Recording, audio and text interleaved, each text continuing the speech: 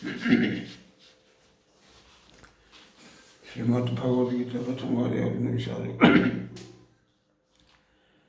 धर्मक्षेत्रे कुरुक्षेत्रे समवेतायुश्चव मामका पांडवाश्चैव किमं कुर्वत संजय। महाभारत युद्ध आरंभ समय युद्धभूमि उपस्थित थी भगवान श्रीकृष्ण अर्जुन को जो उपदेश देते ताहा भगवद्गीता नाम परिचित। युद्ध आरंभ पूर्व वेदव्यास धृतराष्ट्र पाखक जाई कहले आपणकर युद्ध देखार इच्छा थी आपन को दिव्य दृष्टि देवी। धृतराष्ट्र कहले मु निज आखिरे निज वंशर विनाश देखा इच्छा करूना तेणु गोटे स्थान में बसी सब कथा प्रत्यक्ष जानापी धृतराष्ट्र कहू वेदव्यास संजय को दिव्य दृष्टि देते। संजय दिव्य दृष्टि बल युद्धर समस्त विवरण अविकल जापारे। युद्ध आरंभर 10 दिन ठारू पितामह भीष्म युद्ध पड़िबार कौरव पक्षर पराजय हेब बोली आशंकार धृतराष्ट्र संजय को डाकी आदेश दियंते। संजय धृतराष्ट्र को पुनर्बार सब कथा आरंभ बुझाई कहले। महाभारत वन पर्वर 83 अध्याय एवं शल्य पर्वर 53 अध्याय कुरुक्षेत्र महात्म्यर विशेष वर्णना दृष्ट हुए। शतपथ ब्राह्मण प्रभृति शास्त्र में कथित अच्छी जे सेठारे अग्नि इंद्र ब्रह्मा आदि देवगण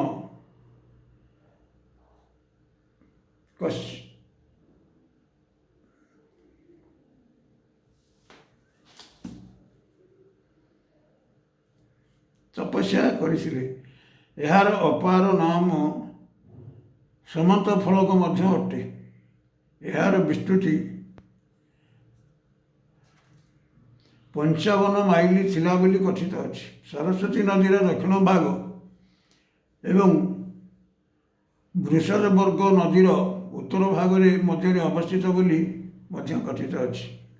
यह छड़ा आउ मध्य कथित अछि हस्तिनापुर चारिपाखरे थिबा विस्तृत पड़िया कुरुक्षेत्र अटे। आजिकल यही पड़िया उपरे दिल्ली सहर अवस्थित। पांडव और कौरवों वंशरे बहुकाल पूर्वे कुरु नाम जड़े राजा थिले। से बहु कष्ट कुरुक्षेत्र को चाष करी फसल करुले। कुरुंकर क्षेत्र थिबारु से स्थान नाम कुरुक्षेत्र होइतिला।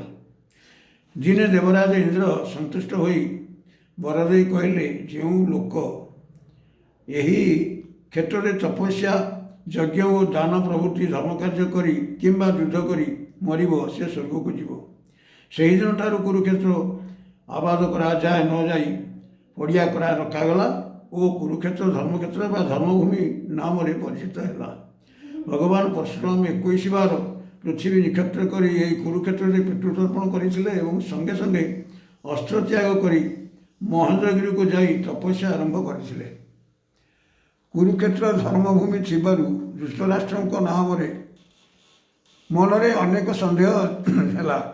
कौरव पांडव माने मते सही स्थान में भाई भाई मध्य युद्ध करने को मिलित हेला बेले अवश्य कहानी मनरे हेले धर्मभाव उदित हो। तेणु से संजय को पचारे हे संजय मोर और पांडुकर पुत्र माने धर्मभूमि कुरुक्षेत्र में युद्ध करने को एकत्रित हो कौन कले।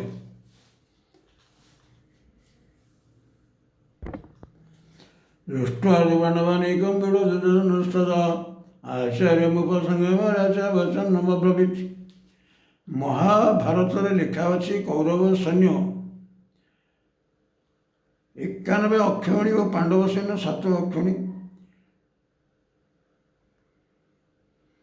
थिले। लिखा अच्छी पांडव सैन्य 11 अक्षौणी और पांडव सैन्य 7 अक्षौणी थिले। पांडव सैन्य अल्प थिबारु सेमानकु नै वज्र नामक व्यूह रचना करागला। दुर्योधन वज्र व्यूह देखि आपणार जय विषय संदिहान होई पड़िले। द्रोणाचार्य गुरु और सबुठारु पूज्य थिबारु तांकु जाई पचारिले। अन्य दिगरे विचार कले देखा जाए धृतराष्ट्र पुत्र स्नेह परायण से हुए तो भावी थाई पारंती कौरव सेना को अधिक देखी पांडव माने भय पलाई ଯାଇଥିବେ। ତେଣୁ ତାଙ୍କର ସନ୍ଦେହ ଦୂର କରିବା ଲାଗି ସଞ୍ଜୟ କୌରବଙ୍କ ସେନାର ଦୁର୍ବଳତା ବଖାଣିବାକୁ ଲାଗିଲେ।